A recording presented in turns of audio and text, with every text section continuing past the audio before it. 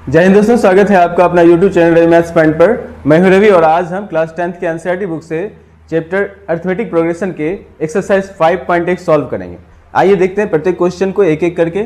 जैसे पहला क्वेश्चन है, इसमें से बताना है आपको कि कौन एपी में है और कौन एपी में नहीं है। ठीक है, पहला क्वेश्चन, प्रत्येक किलोमीटर के बाद का टैक्सी किराया, जबकि प्रथम किलोमीटर के लिए किराया 15 रुपया है और प्रत्येक अतिरिक्त किलोमीटर के लिए किराया 8 रुपया है। हम देखते हैं प्रथम किलोमीटर का किराया कितना है।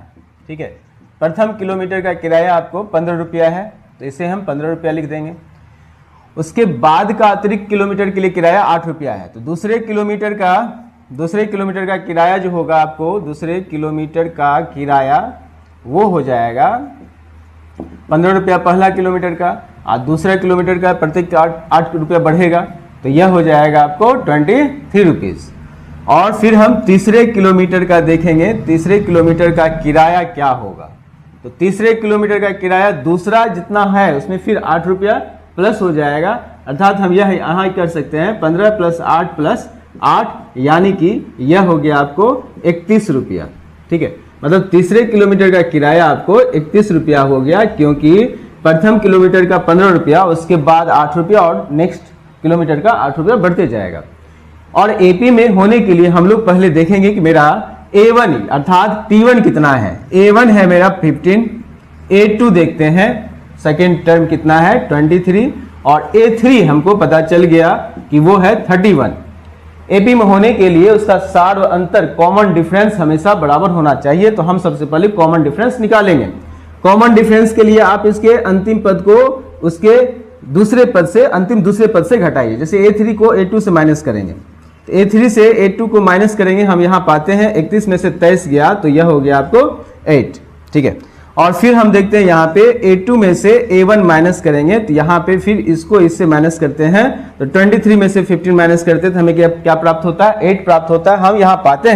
हम यहाँ पाते हैं कि चूंकि A3 माइनस A2 यानी तीसरा पद माइनस दूसरा पद वो बराबर है दूसरे पद माइनस पहले पद का, तो यदि इसका सार व अंतर बराबर है तो इसीलिए यह जो है एपी में है, एपी में है। दिया गया स्थिति जो है आपको वो क्या है, एपी में है। यह क्वेश्चन जो है, यह स्थिति जो है वो एपी में है। हम लोग बढ़ते हैं आगे दूसरे स्थिति में। किसी बेलन में उपस्थित हवा की मात्रा, जबकि वायु निकालने वाला पंप प्रत्येक बार बेलन के शेष हवा का 1/4 भाग बाहर निकाल देता है। तो देखिए आप क्या है स्थिति यहाँ पे कि एक बेलन है और इसमें पूरा हवा भरा हुआ है। ठीक है, और प्रथम बार यदि इसे पंप करता है ना, वैक्यूम करता है ना, अंदर से हवा खींचता है, तो इसका 1/4 हवा बाहर निकाल लेता है फर्स्ट बार में। यदि मान लेते हैं इसमें 100 सेंटीमीटर क्यूब हवा है, तो एक बार में यदि निकालेगा तो कितना निकलेगा आपको, 1/4 25 सेंटीमीटर क्यूब हवा बाहर निकल जाएगा। कितना बचेगा, तो 75 सेंटीमीटर क्यूब हवा रहेगा। ठीक है, तो हम लोग देखते हैं प्रथम बार पंप करने के बाद शेष बचा, मान, अच्छा एक काम करते हैं। ठीक है, मान लेते हैं हम लोग यहाँ पे, माना कि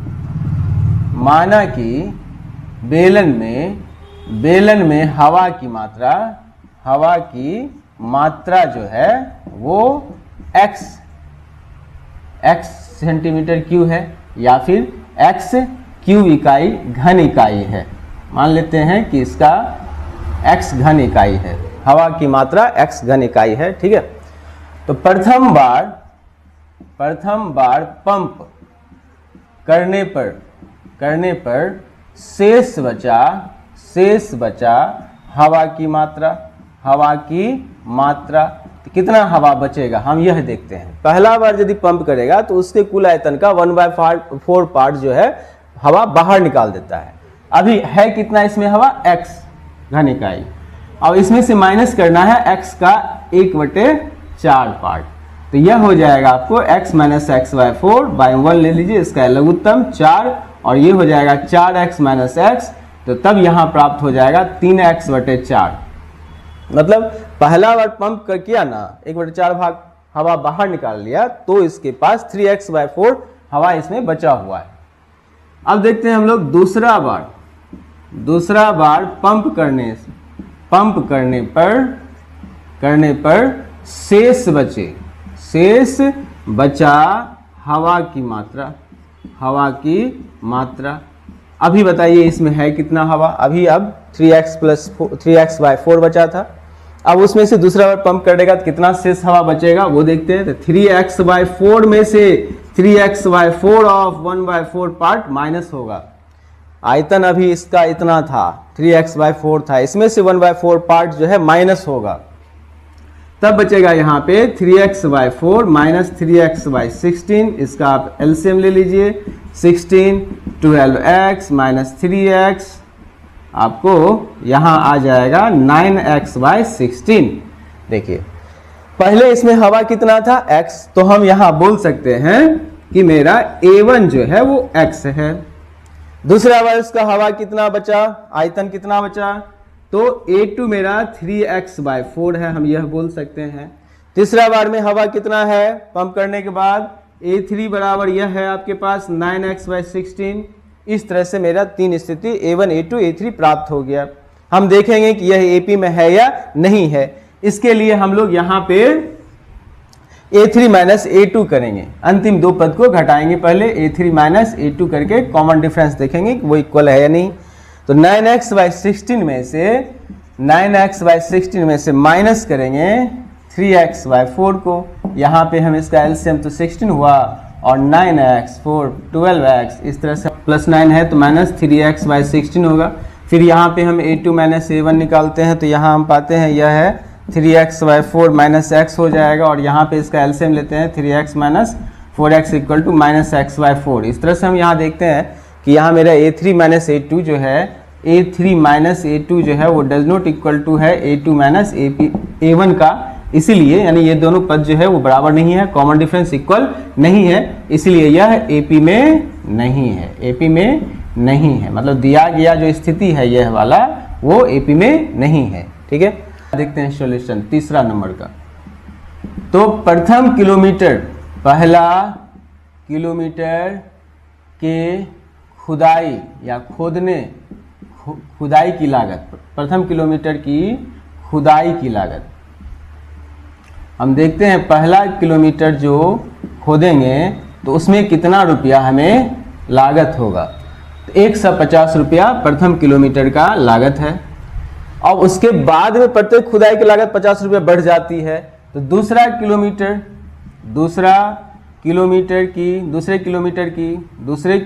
की खुदाई का लागत कितना होगा?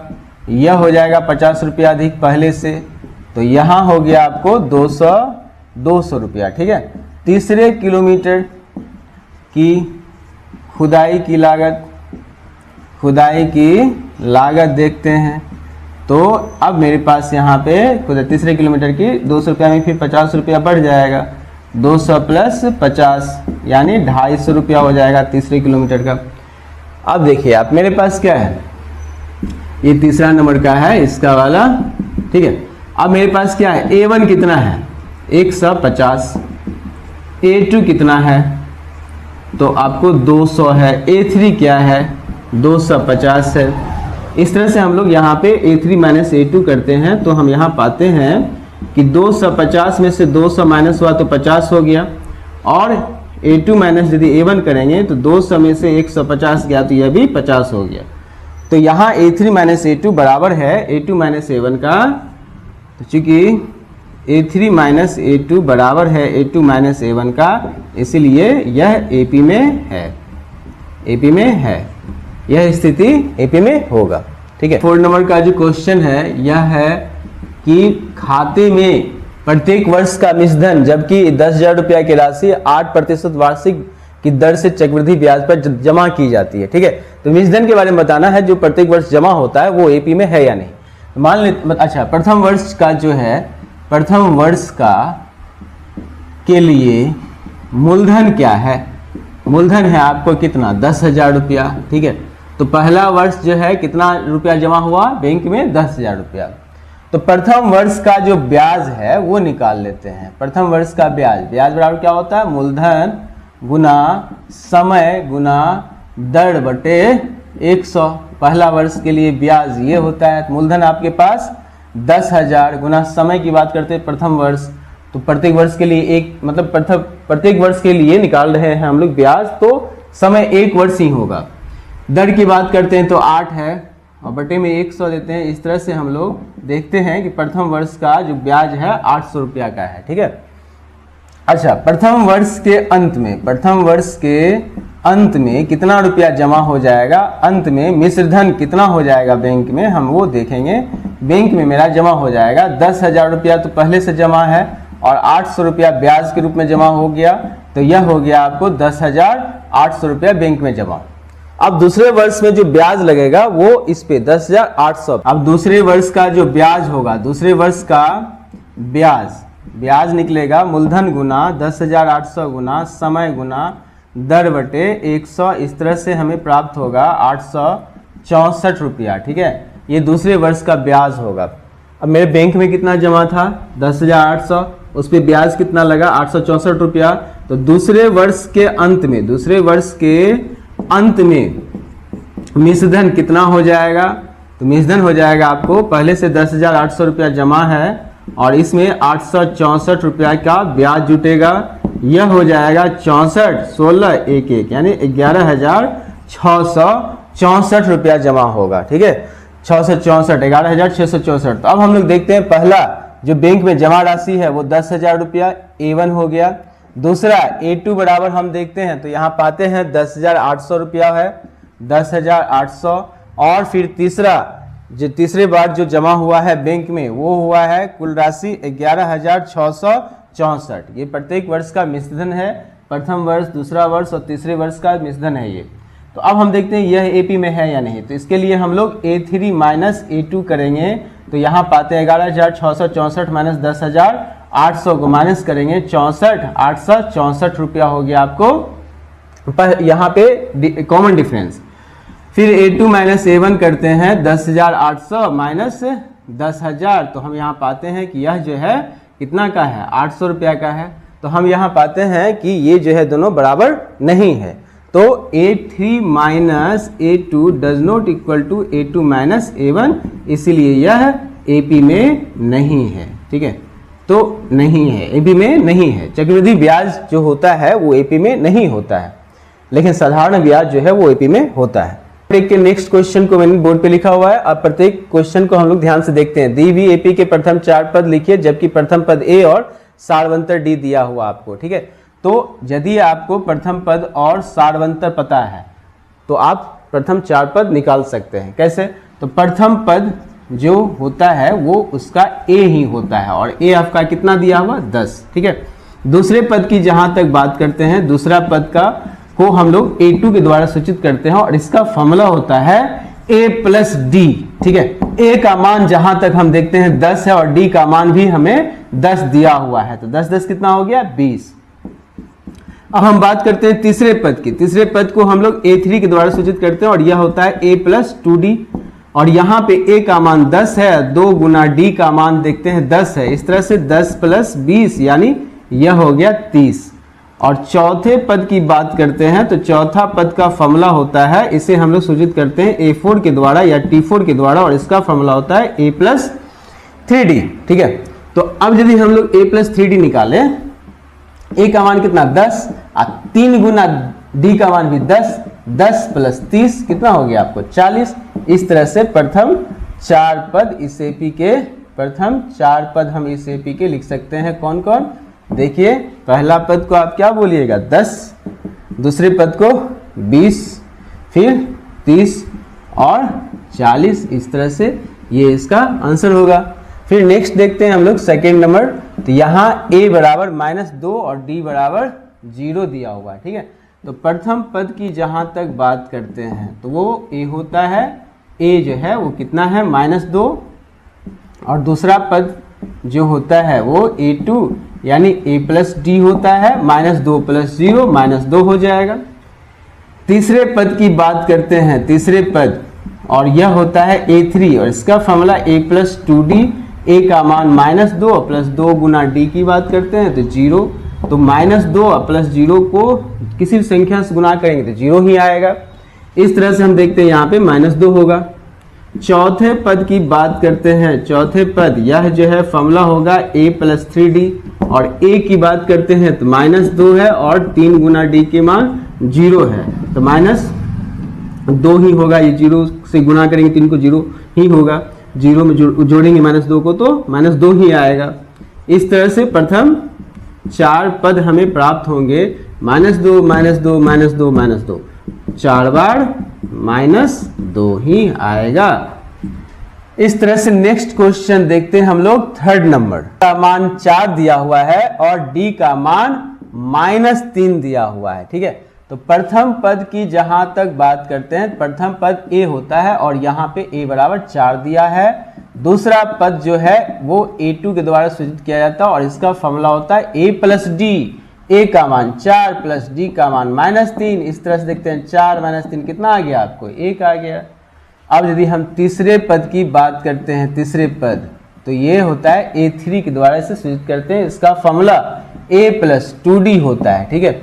a का मान आपको 4 गिवन है और 2 गुना d का मान -3। इस तरह से हम यहाँ देखते हैं 4 - 6 -2 हो गया, 2 × 6।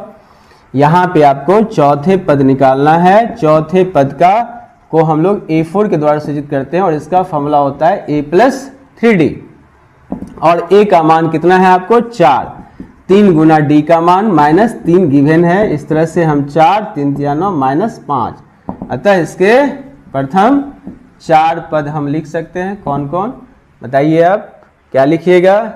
a की जगह पे प्रथम पद जो है 4, 1, -2 और -5। इस तरह से हम लोग इसके प्रथम 4 पद को निकाल सकते हैं। नेक्स्ट क्वेश्चन जो है 4 नंबर का, यह यहाँ पे a के बराबर -1 दिया हुआ है और d के बराबर 1/2 गिवन है। प्रथम पद की बात करते हैं। प्रथम पद जो है वो a होता है, a = -1। दूसरा पद जो है वो होता है आपको a2 और इसका फॉर्मूला a + d होता है। और जहां तक a की बात है तो इसमें हम देखते हैं कि मेरा a जो है वो -1 है, ठीक है। -1 प्लस d की बात करते हैं तो वो 1/2 है, इसका भिन्न का जोड़ 2 -2 + 1 -1/2, ठीक है। तीसरे पद की बात करते हैं। तीसरे पद की बात करते हैं, यह होता है a + 2d। a की बात करें -1 गुना 2 गुना d का मान 1/2, देखो 2 2 से कट गया, -1 + 1 कितना हो गया 0। और यदि हम बात करेंगे चौथे पद की तो यह हो जाएगा a + 3d, -1 + 3 गुना 1/2, -1 + 3/2, यहाँ 2 लघुत्तम, ठीक है, 2 को -2 + 3, अब यहाँ पे 1/2। इस तरह से 4 पद हम लिख सकते हैं। 4 पद AP के 4 पद हम लिख सकते हैं। कौन कौन, प्रथम पद में -1, दूसरे पद में -1/2, तीसरे पद में 0 और फिर चौथे पद में 1/2, ठीक है। फिर नेक्स्ट देखते हैं हम लोग। यहाँ पे a = -1.25 है और d का वैल्यू आपको -0.25 गिवन है, ठीक है। तो आपको प्रथम पद की जहाँ तक बात करते हैं, प्रथम पद a = -1.25 और दूसरे पद की बात करते हैं, a2 की, तो यह होता है a + d, ठीक है। a की बात करते हैं तो 1.25 प्लस d जो है यहाँ पे 0.25 माइनस में गिवन है, तो 1.25 माइनस प्लस माइनस हो जाएगा 0.25 और यह माइनस माइनस प्लस होता है, यहाँ हो जाएगा 1.50 दूसरा पद। और यदि हम तीसरे पद की बात करते हैं, तो यह फॉर्मूला होता है a + 2d और यहाँ पे a का मान -1.25 प्लस 2 मल्टीप्लाई d के मान -0.25 है, -1.25 25 दूना 50 0.50 हो जाएगा, यहाँ माइनस माइनस प्लस होता है 1.75, ये तीसरे पद हो जाएगा। अब यदि हम यहाँ पे चौथा पद निकालें, चौथा पद का फॉर्मूला क्या होता है, यह होता है a + 3d। तो चलिए a का मान देखिए कितना है आपके पास, -1.25 प्लस 3 मल्टीप्लाई बाई d का वैल्यू 0.25, अब यहाँ पे माइनस 1.25 और माइनस में 0.75, इस तरह से -2 बोल सकते हैं, 2.0। प्रथम चार पद की बात करते हैं, प्रथम चार पद एपी के प्रथम चार पद। प्रथम पद आपको दिया हुआ -1.25, दूसरे पद हम यहाँ निकाले 1.50, तीसरे पद -1.75 और चौथे पद की बात करते हैं 2.00 अर्थात 2 ही होगा। नेक्स्ट क्वेश्चन, निम्न में से प्रत्येक एपी के लिए प्रथम पद और सार्वंतर को लिखना है। अब आपको यहाँ पे प्रथम पद और सार्वंतर को लिखना है, ठीक है। देखते हैं, जैसे यह एपी दिया हुआ है 3, 1, -1 और -3, तो इसमें आपको प्रथम पद और सार्वंतर को लिखना है। तो प्रथम पद क्या होता है, जो दिखता है पहला वाला संख्या जो ये प्रथम पद है, तो प्रथम पद आपका कितना है, 3 है। और सार्वंतर की बात करते हैं, सार्वंतर की, तो दूसरा पद माइनस पहला पद, या फिर किसी भी दो क्रमागत अंतिम में से घटा दीजिए, दो पदों को अंतर को सार्वंतर कहते हैं। घटाना भी है तो उल्टा घटाना है, a2 माइनस a1 करना है, ठीक है, a2 माइनस a1 करना है, या फिर a3 माइनस a2 करना है, या फिर a4 माइनस a3 करना है।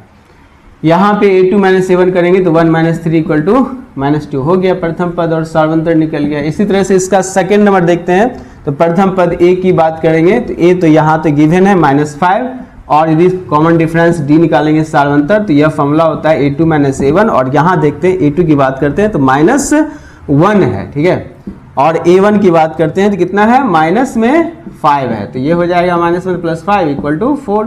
यहाँ पे ये आंसर हो जाएगा, a और d ही निकालना था हमें।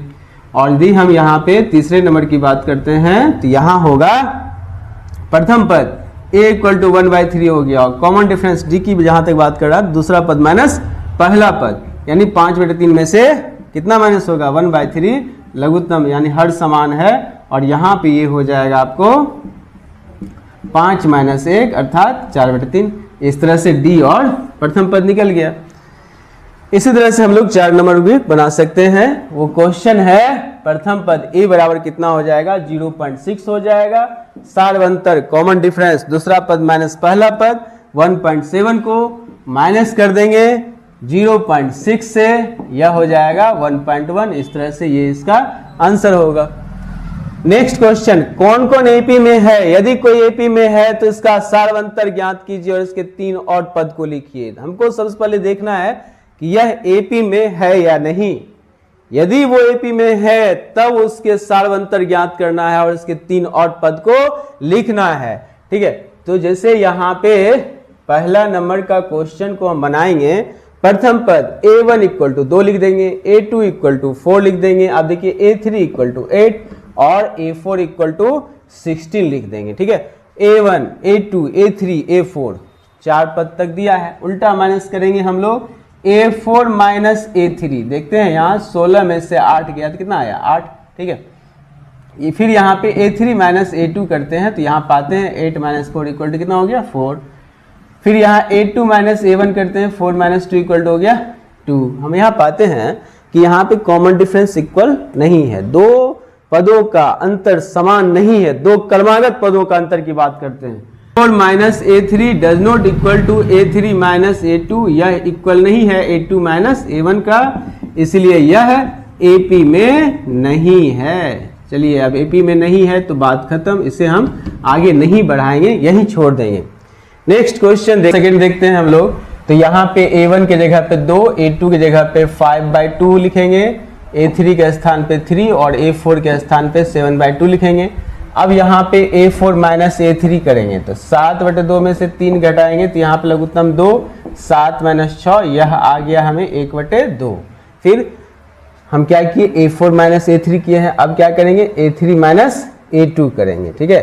a3 माइनस a2 करते हैं तो यहाँ पाते हैं 3 माइनस 5/2, यहाँ भी 2 का लघुत्तम, और 6 माइनस 5, यहाँ 1/2 हो गया।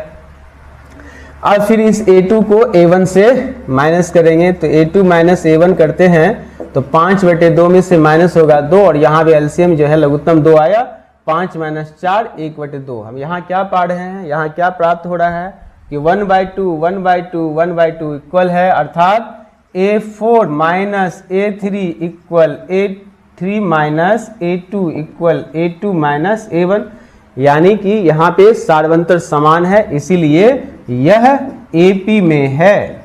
अब जब AP में है तो उसके सार्वंतर को लिखना है और 3 और पद को लिखना है। तो तक बात हो रहा है सार्वंतर अर्थात D, यहाँ जो 1/2 प्राप्त हुआ यही तो D है। फिर हम बात करते हैं प्रथम पद की A कितना है मेरे पास 2 दिया हुआ, तो इसके अगले 3 पद को लिखना है, यानी कहाँ तक दिया हुआ है, चौथा पद तक दिया हुआ है। अगले 3 पद की बात करेंगे तो 5वां, 6ठा और 7वां पद को निकालना है। 5वां पद की बात करते हैं तो A5 यानी A + 4D होता है फॉर्मूला। A की बात कर रहे हैं तो 2 + 4 गुना D की बात करते हैं तो 1/2, 2 से 2 कटा, 2 दूना 4।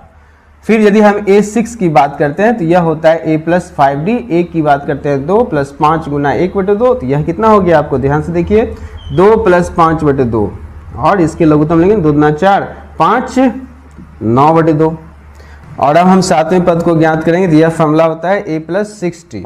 और यहाँ हम देखते हैं A का मान 2 है प्लस 6 गुना D का मान 1/2 है, 2 तिया 6 और यहाँ 2 + 3 अर्थात 5। अगले 3 पद इसके क्या क्या होंगे, 4 होंगे, 9/2 और 5 होंगे।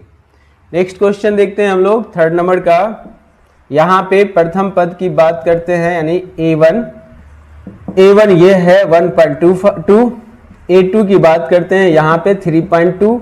A3 जो है यहाँ 5.2 और A4 जो है आपके पास 7.2 है। इसका A4 माइनस A3 प्राप्त करेंगे। A4 minus A3 minus 7.2 minus 5.2, 7.2 minus plus 5.2, इस तरह से -2 हो जाएगा।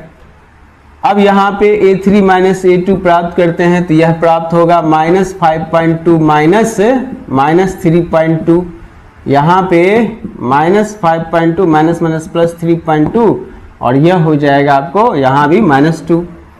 फिर यहाँ हम प्राप्त करेंगे A2 minus A1, A2 minus A1। A2 की बात करते हैं -3.2 माइनस 1.2, ये हो जाएगा आपको 3.2 माइनस प्लस 1.2, यहाँ भी आपको -2 ही आएगा। यहाँ हम पाते हैं कि A4 माइनस A3 वो बराबर है A3 माइनस A2 और वो बराबर है A2 माइनस A1 के, इसीलिए यह AP में है। चूंकि A4 माइनस A3 इक्वल है A3 माइनस A2 और यह इक्वल है A2 माइनस A1 का, इसीलिए यह जो है AP में है। और यदि यह AP में है तो आपको सार्वंतर को लिखना है, तो यहाँ -2 जो प्राप्त हुआ यही तो सार्वंतर है। और अब यदि हम प्रथम पद को लिख देते हैं, प्रथम पद कितना है 1.2, तो हमें अगले 3 पद को लिखने में आसानी होगा। जैसे हम लिखेंगे यहाँ पे A5 यानी चौथा पद के बाद अगले 3 पद को लिखना है। 4 पद दिया हुआ है तो A5 लिखेंगे। A5 यानी A + 4D।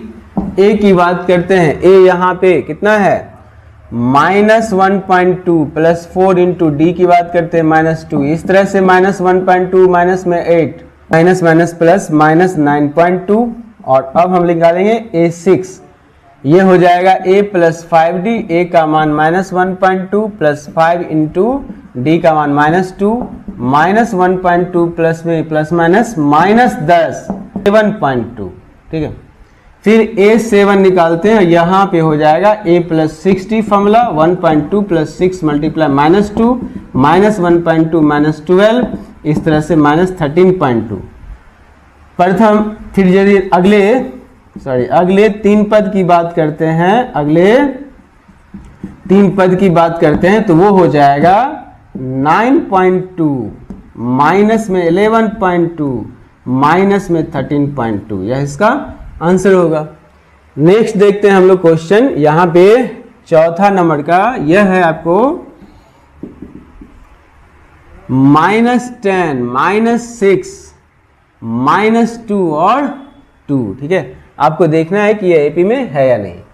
A1 equal to -10, A2 equal to -6, A3 equal to -2 और A4 इक्वल टू 2। यहाँ पे A4 माइनस A3 करेंगे तो 2 माइनस 2 और यहाँ 2 + 2 यानी 4 आ गया। A3 माइनस A2 करेंगे तो -2 माइनस 6, इस तरह से -2 + 6 इक्वल टू 4 आ गया। फिर A2 माइनस A1 करेंगे यहाँ पे -6 माइनस 10, यहाँ पे -6 + 10 = 4 हो गया। यहाँ हम पाते हैं कि A4 minus A3 equal A3 minus A2 equal A2 minus A1, इसलिए यह जो है AP में है।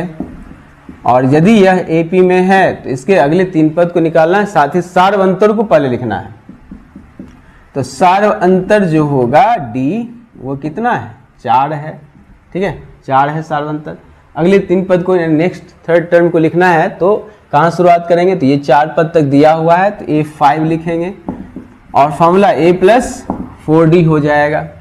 A की बात करते हैं तो A मेरा कितना है, प्रथम पद -10 + 4 गुना D की बात करते हैं तो 4 -10 + 4 = 16 और ये हो जाएगा आपको 6। फिर देखते हैं हम लोग A6 निकालते हैं, A + 5D -10 + 5 × 4 -10 + 20, यह हो गया आपको 10। फिर यहाँ पे A7 A + 6D formula -10 + 6 × D की बात करते हैं तो वो आपको 4 है, -10 + 24 = यहाँ पे हो जाएगा आपको 14।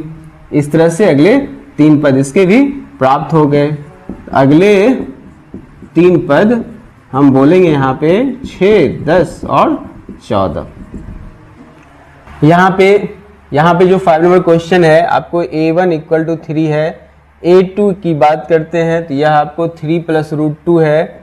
फिर यहाँ पे A3 की बात कर रहे हैं तो यह दिया हुआ है 3 + 2 √2 और A4 जो है आपको वो दिया हुआ 3 + 3 √2। यहाँ पे A4 माइनस A3 करते हैं तो A4 माइनस A3 करते हैं, 3 + 3 √2 में से माइनस करते हैं हम 3 + 2 √2 को। यहाँ देखिए 3 + 3 √2 -3 माइनस प्लस -2 √2, ठीक है, 3 3 कैंसिल, 3 √2 में से 2 √2 घटेगा तो यह हो जाएगा √2। फिर हम लोग A3 माइनस A2 निकालते हैं, A3 माइनस A2, यहाँ पे A3 की बात करते हैं 3 + 2 √2 माइनस 3 + √2, इस तरह से 3 + 2 √2 -3 माइनस √2, ये 3 3 कट गया, यहाँ से 2 √2 में से √2 माइनस होगा तो यहाँ भी √2 बचेगा। फिर A2 माइनस A1 करते हैं, A2 से A1 माइनस करते हैं, 3 + √2 में से 3 माइनस करेंगे, 3 3 कैंसिल, कितना बच गया √2। क्या पाते हैं कि √2 और √2 आपस में बराबर है, यानी A4 minus A3 equal A3 minus A2 equal A2 minus A1, इसलिए यह भी AP में है। और यदि यह AP में है तो इसके अगले 3 पद को लिखना है। कौन से पद, तो 4 पद तक दिया है, 5वां 6ठा और 7वें पद को लिखना है। 5वां पद A प्लस, पहले हम इसका सार्वंतर को लिख देते हैं, कॉमन डिफरेंस को, सार्वंतर जो होगा √2 होगा। इसके अगले 3 पद को लिखने के लिए हम लोग यहाँ पे लिखते हैं, ठीक है। तो 5वां पद यानी A5 निकालेंगे, फॉर्मूला क्या होता है A + 4D। A की बात करते हैं, प्रथम पद 3 + 4 गुना D की बात करते हैं √2, ठीक है। अब यहाँ पे A6 निकालते हैं, फॉर्मूला A + 5D होता है, 3 + 5 √2 हो जाएगा। फिर A7 निकालेंगे तो A + 6D और यह हो जाएगा 3 + 6 √2। इसके 3 अन्य पद जो है, अगले 3 पद ये होंगे, ठीक है। नेक्स्ट देखते हैं हम लोग 6 नंबर का, A1 = 0.2, A2 की बात करते हैं 0.22, A3 की बात करते हैं 0.222 और A4 की बात करते हैं 0.2222, ठीक है। अब तो ये नॉर्मल है कि AP में नहीं होगा, A4 को यदि आप A3 से माइनस करेंगे तो 0.2222 माइनस 0.222, तो लाइक डेसिमल तो नहीं है, तो एक 0 दे करके इसको लाइक डेसिमल में चेंज कर देते हैं। देखिए दशमलव के बाद 4 अंक आ गया, माइनस कीजिए आप यहाँ पे 2 और बाकी सब 0 0 0, ठीक है। अब यहाँ पे आप क्या लिख सकते हैं, A3 माइनस A2 करके देखिए, 0.222 माइनस 0.22, एक 0 डाल दीजिए यहाँ पे और इसको माइनस कीजिएगा अंदर 2 0 0.0 और फिर A2 माइनस A1 निकालते हैं, यहाँ पे भी 0.22 माइनस 0.2, यहाँ 0 डाल दीजिए तो 0.2, क्या पाते हैं, कोई भी टर्म बराबर नहीं है, मतलब कॉमन डिफरेंस बराबर नहीं है, टर्म की बात नहीं, common difference a4 minus a3 does not equal to a3 minus a2, ये भी does not equal to a2 minus a1, इसीलिए यह AP में नहीं है। ठीक है, तो इसी तरह से हम लोग अगले क्वेश्चन को भी बना सकते हैं। यहाँ भी हम लोग देखेंगे 4, 4, 8, 4, 12, यह AP में होगा, ये भी AP में होगा। इस तरह से हम लोग देखते हैं, इसको माइनस करेंगे तो यहाँ 2, 9 में से 3, यहाँ पे कॉमन डिफरेंस इक्वल नहीं है, AP में नहीं होगा। यह भी AP में होगा, यह AP में नहीं होगा। यहाँ पे बात करते हैं तो 8 2 √2 हो जाएगा, यहाँ पे 3 √2 हो जाएगा।